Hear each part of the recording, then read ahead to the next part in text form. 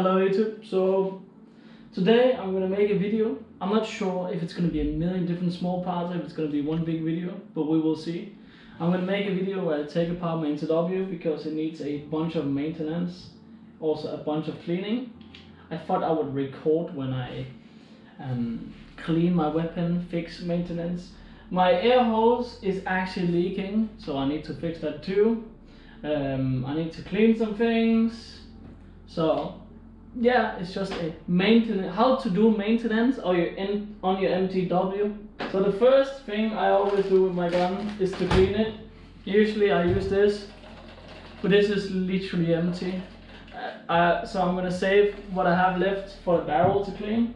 So on the outside, I'm gonna be using våd servietter, wet wipes, clean my gun like that, like outside. I'm just gonna clean everything. I always like to clean my stuff, so when I come back to the field, it's not full of dust, and when it lays in the box, in the case, then it doesn't like move dust around in the whole thing. Let's see here. I have my power bank and all that. I'm gonna take that off. Every single time I've been out playing, I take off the power bank, scope cam. I kinda need to. So let's take it off. Let's put it here. We will need this later. We're gonna fix the hose, the air hose, whatever you wanna call it. Cleaning is always a good thing, so yep. Cleaning this shit. I think for everyone who plays Airsoft, it's good to clean your replicas sometimes. And when I say sometimes, clean it every single time you've been out playing. It's gonna live longer. You're gonna get dust and dirt out of places where you don't really want it. And that's you know, if you spend a lot of money, as you might do on MTW, the forge is 900 and the rest is like 700-800. I don't know the prices, but yeah. If you spend a lot of money on the Airsoft equipment, you might as well take good care of it. And taking good care of it is by cleaning it always when you're playing. So yes, okay. The outside is very clean now. Now I need to check here, like the hose, how to fix your hose, because mine apparently seems to not being airtight. So yeah, and there's some easy fixes for that actually, but I will check how not airtight it is real quick here. I have my, last time when I played I was like, why are my joules not the same when I shoot? Why is it sometimes a little bit less and sometimes a little bit more? And when I say a little bit, it was a high fluctuation, like high, and the fluctuations was obviously because when I moved around the hose, like this hose, the air hose, whatever you call it, when I move it around, it obviously moves the bit in here. So like the metal bit, I don't know what it's called, the metal bit, that's the name. It moves around, so maybe if it's not completely made perfectly, like I did this myself, but maybe because I broke the hose a million times. Maybe it's not completely snug, then sometimes at some angles it can maybe become a little unstable, I guess. Let's see here.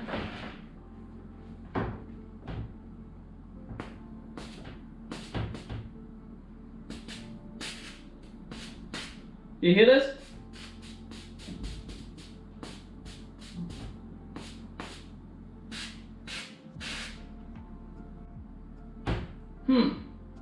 Well, that's pretty freaking unstable. I'm gonna try to take it closer to the camera actually. This, you see here? Yep. Let's fix that. So there's a bunch of ways you can fix it. the first ways of fixing this air hose, this thing, I don't know what it's called, sorry. The first way of fixing this, the easiest way is just buying a brand new, buy the filtered version for example. Like this is the Gen 1 MTW, the very first generation that came out. So this is busted now at this point after 3.5, 4 years, I don't know, 4 years of use. It's really busted, so I actually don't know how long. 3 years, 4 years, 3 years? I don't know, but yeah. This is super busted and it keeps getting busted, so yeah. So buy a new one, that's the best fix, but I don't want to buy a new one, I like to see if we can fix things. So another way is that you can cut this off, like this thing, just cut off a little bit. It used to be like way longer, but I cut off a lot already. So you cut off a little bit and then you heat it up, but I'm not going to cut off first, I'm going to try to just heat it up. And for you to have something to heat it up is actually quite difficult. I have this hair dryer. It has like a mode where it gets super freaking hot, which means that this will not melt, but it's just gonna get hot enough for me to mold it around the thing, or it's gonna tighten in. So yeah, I'm gonna have to mute because this is loud as heck. Okay, so I would tell you to use gloves probably. I would tell you to use gloves because that was freaking hot. I tightened in a little bit. Jesus. That was really hot. I would tell you to use gloves, but I don't need to use gloves. So that's fucking dumb. That was so freaking hot. I don't need to use gloves. I've done it so many times. I'm used to the heat. Yeah, right. And it's caught on camera that Jesus, I burned myself real good. So I'm just trying to tighten this around the end of the tip here, the end of the tip, whatever you want to call it. There we go. Jesus, that's hot. So now, I'm actually not sure this is how it's fully done, but I would assume it is. This looks like the heat plastic you use like for wires and stuff. So I will take the plastic all the way down. Yeah, so now the plastic is all the way down. Now we're gonna heat this a little bit too. It's not that hot. It's not that hot anymore. Okay. So now we take the plastic and heat it over. I think that's how you do it. I think that's how you do it, honestly. But if it works, right? But yeah, imagine a sponsor Wolverine player, like, you know, who's gonna teach people something that's not fully true, fully correct. Well, it is what it is. Alright, gonna go back to heating. As I said before, it's important to get a nice even heat. A nice even heat. Make sure you get that. I'm not sure this is what you do with this plastic, but we're trying it. Okay, there we go. I think you also need to make, this looks like it's tightened a little bit. It looks like it's tightened a lot actually, like the plastic. I'm pretty sure you also need to be aware that you cannot over tighten it, like overheat it, I mean. Overheating it a lot, I would assume, is a very bad thing. Because if you overheat it, then it's probably gonna melt. So 1 second, I'm gonna let it cool down here. Okay, I'm back. Hello, back. Hello, I am back. So it's cooled down now a little bit. It's cooled down a lot. Gonna give it a little bit more, but it should be fine now. So I also like to check, do I have any rust? I have something that's prone to rust on mine. This cap is very prone to rust. These things are prone to rust.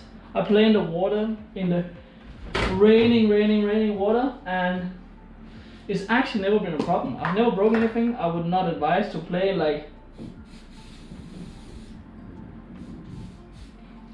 in crazy water like me, but I tend to not give a shit because I paid for a weapon that I want to have fun with, and Obviously, I'm not gonna die with my gun, but I'm here to have fun. So this is just normal universal gun oil, like against rust, and I use like a you know, like this to remove rust. Don't completely lube your gun into this because it gets sticky, and you don't want it on the field. It's gonna be everywhere. But I'm just removing all the rust. It comes straight off, like literally it falls straight off and it's already gone.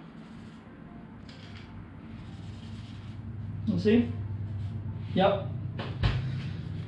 Okay, so all the rust is already gone actually. It's already gone. There was rust around here. There's rust on the back plate. It's gone all around. There's a little bit of rust on the tip and the tip there. And there's a little bit of rust on the tip there and the tip. Wait. No, it's not the same. But yeah. So now, when I check for the rust, I dry it off. Because I don't want that disgusting stuff on my gun. It's not a real gun. Doesn't need it. It's just for cleaning. So now we clean them when it's gone. We don't want oil anywhere. All getting on BBs, all getting anywhere is always a bad idea. I'm pretty sure, let's say if oil got on your BBs.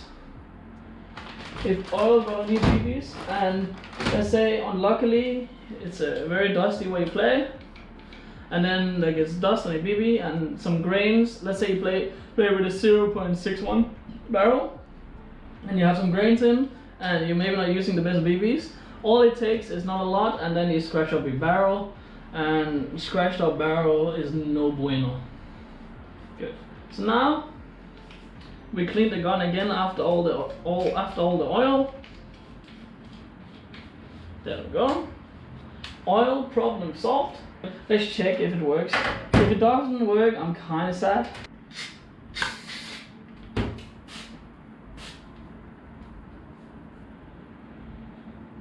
Heck.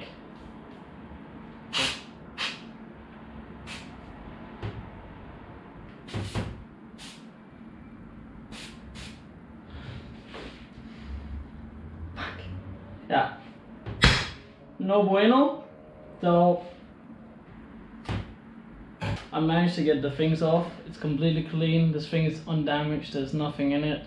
I think it's I don't know, but I would assume it's important to keep this top undamaged. So the first test was to see if I could make it work with the hose I already had, but I guess the hose was too badly damaged.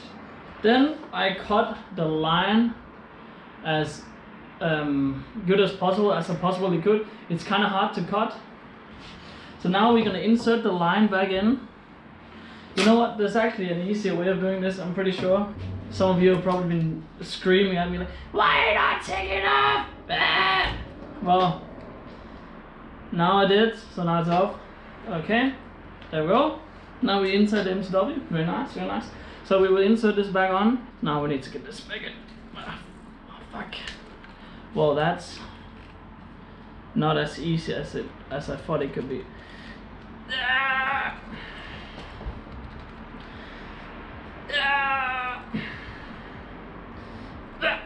Okay, it's even. So what I think about when I do this, I'm not an experienced tech, by the way, guys.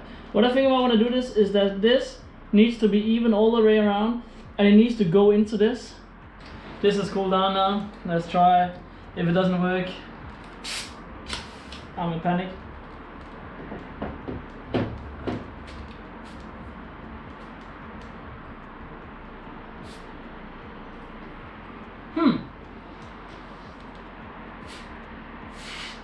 There's actually air still coming out. It's been a while since we last spoke.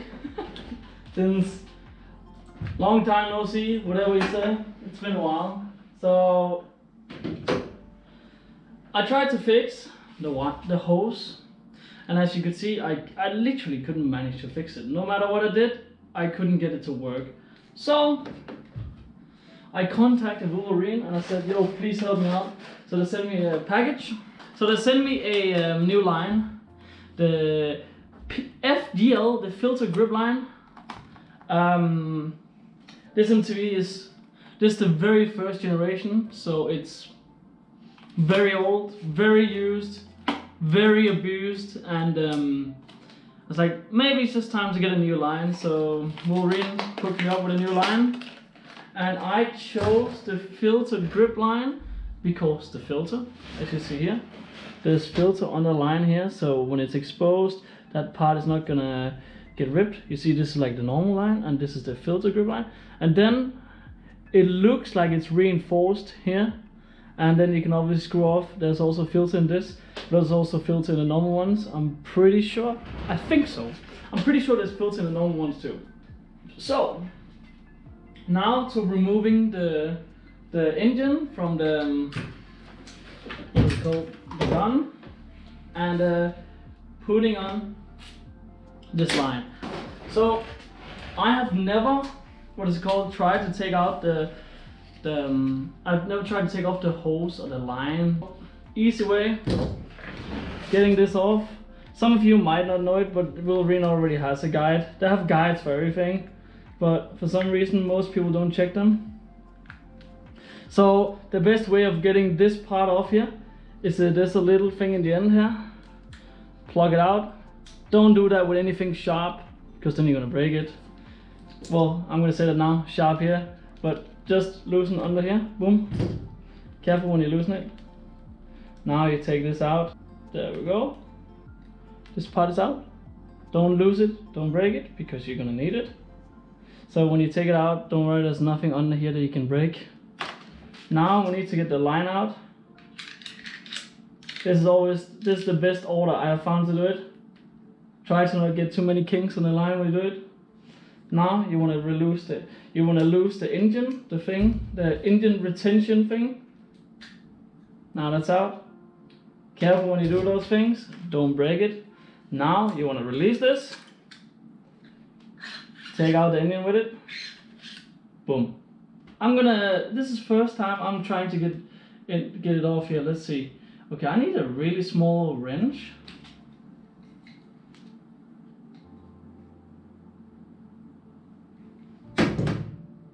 Okay, so I can do it with this.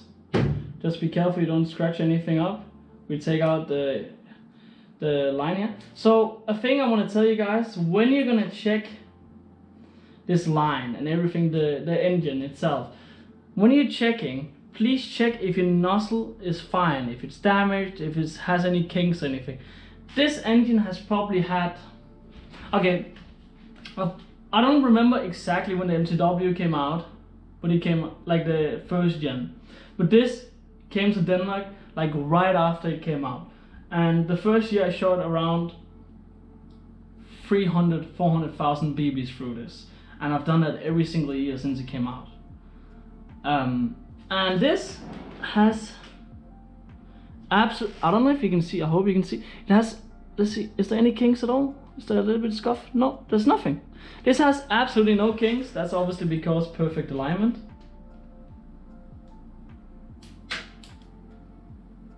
There we go. There we go, boys and girls. Now I guess I need to tighten it with this one.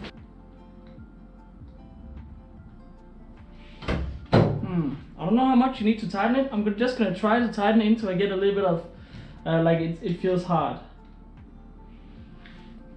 Okay, now I want to check if it's, I'm just gonna put the whole gun back together and see how good it fits. So Wolverine did tell me this was gonna be hard to get back in because it's the big one, so getting it through this, I can see that can be kind of sticky. I'm trying to see here if I can find a way that's gonna work properly. Like, I don't think, oh, violence and momentum seems to always be the way. Okay, it's back in. No mind, it wasn't as hard. I'm just afraid of ruining everything. So always when I do these kind of things, I do kind of say. So when you put this back on, remember, please, for dear God, remember to do it properly. Don't break anything. And this is super easy to get in. You can use a finger. I would say never use anything sharp. sharp. Remember to align the small thing, the small flip thing on it. You see, boom. That was how easy it was to get back in, like the thing. Now we have the line. I really like the line. Let's see now. Now we're gonna get it back into my MTW.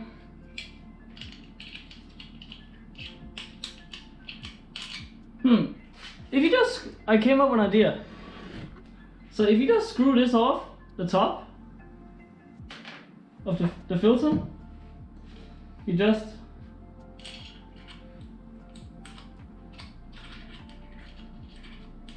put it back in, and it's in. And it's literally in instantly. Well, that would have been nice to know. So now we need to screw on the filter grip again. There we go, screw back on. The gun works now.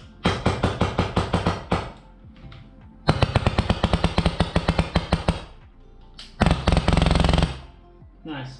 So we take out that. So now we know the gun shoots and it doesn't leak. Last stretch of cleaning your gun. I've taught you how to put on a new line, like maintain it. You maintain it. Like if the line is just broken, like my old one was, it's better to just put a new one. I had cut this 4 times already. Maybe it's just, you know, time to get a new one. Now we take out the inner barrel and the hop-up unit. I have this thing here. It's actually pretty good, where it matches directly on top of the hop-up unit. Boom, goes down, perfect. Here I have my inner barrel, which is Mad Bull something, 6.03 and green GNG and the MTW hop-up arm, the CNC one. And sorry, I'm gonna mute my phone. Boom, there we go. This is what I have. Now I want you to clean the barrel. If you look down, I know it's not dirty because I literally just cleaned it. Let's see here. It's on the lowest. Let's try to put it really high. Let's see how much. Ooh, that's a lot of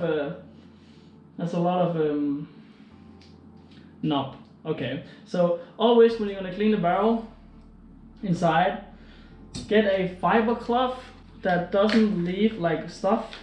And I have a fiber cloth here. This doesn't leave anything inside.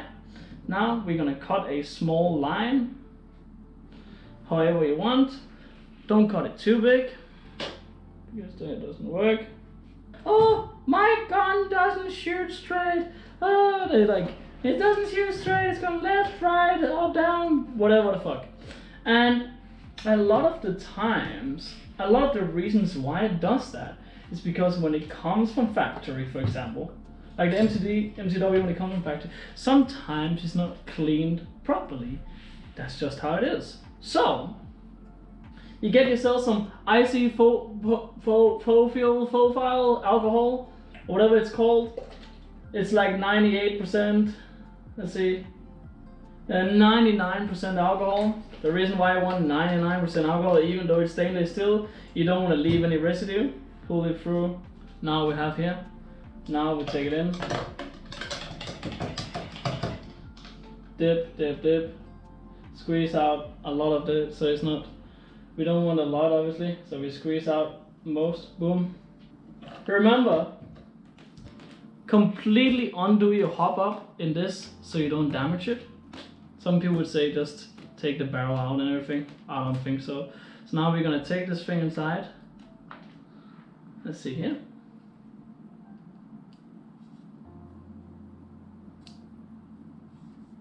Boom. Just down. Careful, no scratches, no anything. You can go down to the hop unit, but not all the way into the hop up. I wouldn't advise again. I would advise strongly against that. Like, just do it slowly up and down into. See, there we go, right into it.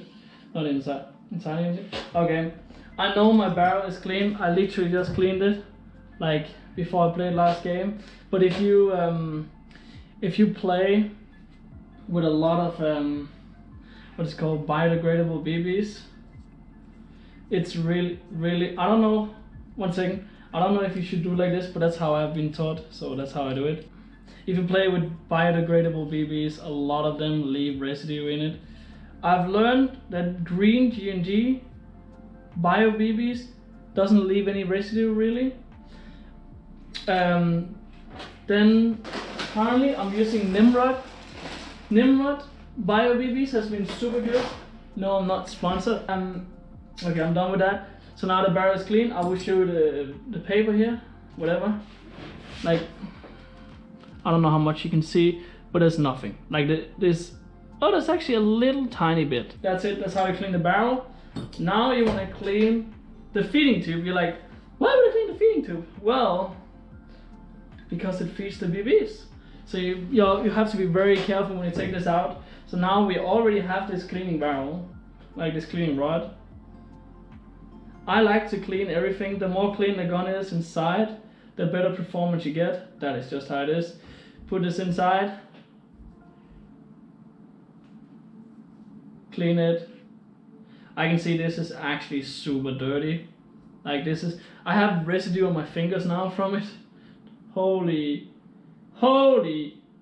shit. That's super dirty. You remember, if it comes through your feeding tube, it also gets up your barrel. So that's a good thing. Clean this stuff. You remember, this is the first thing your magazine reaches. Dirty mags, you know where it goes. We don't want it into the gun. Now I clean outside a little bit. So much residue. Okay, now the feeding tube is as clean as possible. I could probably deal with getting a new feeding tube at some point. As you can see, it's a little bit scratched up, a little bit. It could maybe do something in performance, I don't know, not a tech. Anyways, you have to get the feeding tube back in, take it in, spin it sideways, take it down, then you lift the feeding tube a little, you flip it a little bit like this, like flip it a little bit like this, up.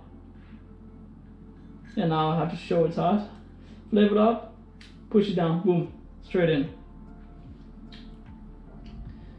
I wish I had like a metal feeding tube, aluminium, whatever. That would be super cool. But yes. Now we need to get in the barrel again. Obviously, I will show you how you assemble the gun again. I'm gonna try to speed up this video, obviously, when I'm gonna show it, because this video is super freaking long and ain't nobody got time for that. So we squeeze in again, boom, boom. Remember to have the spring. Now you need to get in the motor, the engine, the motor, I don't know, whatever what I need to call it. Take in this, the charging handle, which doesn't work, sadly, on the first gen. But if you get the forge, if you're looking about getting an MTW, I would strongly advise to go with the forge, just because it offers a lot of features. You might probably not even need all those features, but here's the thing. When you get more into HPA, you're gonna thank yourself for having all the extra features probably. So, yeah. There we go. Engine is in place. Push down on top. On top when you want to put it in. Then put in the retention spring, the spring, whatever, I don't know, the retention clip. Easy peasy, like it doesn't get more easy than this. Now, you wanna get this hose out. So you screw this off. That's what I learned already now. With this one at least, you screw it off. You take the hose to the side. You push it to the side, inside. Boom. It goes straight through. Try to get as small kinks as possible. Make sure it doesn't get stuck anywhere. Now, look, the O-ring is fine. That's the only thing I don't like when it's out like this. Like if you clip the O-ring, that would suck a lot. Now you flip the thing to the side. You put in this. Make sure when you put in this retention clip, make sure you can like slide it in. Whoop. You see, slide it in. I don't put mine all the way. I like to have it out a little bit because I use the Gorilla FCU. There we go. Then it connects perfectly. A little tip to the people who have Gorilla. Just leave it out like a millimeter. Okay. Now we put in the top part again. You already seen me do this once. Get to see me do it again. That's a little gift for you. Now, boom, it's in. There we go. The whole upper is assembled. Is that how you say it? Now, we put this back together. Put in the battery real quick. Put it in. Always make sure the battery is put in all the way so you don't clip it. So still, if you have this line, this special one in the Gen 1, I don't know if it's the other ones that's also like that, but at least in one, keep it out. Now it's in. It shoots.